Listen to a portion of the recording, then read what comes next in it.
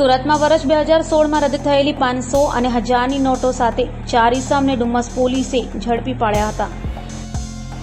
સુરતની ડુમ્મસ પોલીસ પેટ્રોલિંગમાં હતી ત્યારે બાતમીના આધારે વર્ષ 2016માં ભારત સરકાર દ્વારા રદ કરવામાં આવેલી 500 અને 1000ની નોટો સાથે 4 ઇસમોને ઝડપી પાડ્યા હતા।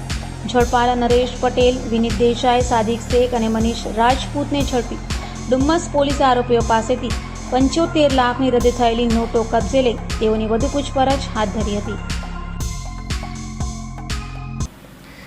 ગત તારીખ 26/6/2024ના રોજ ડુમ્મસ પોલીસ સ્ટેશન ખાતે એક ખાનગી બાતમીદાર દ્વારા બાતમી મળેલ કે અહીંના ભીમપોર ગામ ખાતે એક મકાનમાં 4 ઈસમો ચલણી નોટો સાથે હોય એવી બાતમી મળેલ હતી।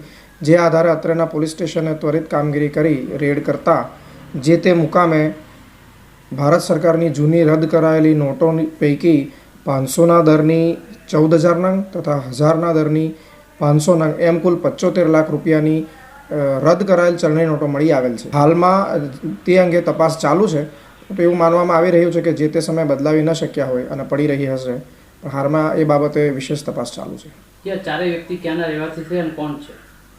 આ ચારેય વ્યક્તિઓ પૈકી એક વ્યક્તિ ડુમ્મસ ભીમપોર ખાતેના રહેવાસી છે, જેમનું નામ નરેશભાઈ પટેલ છે।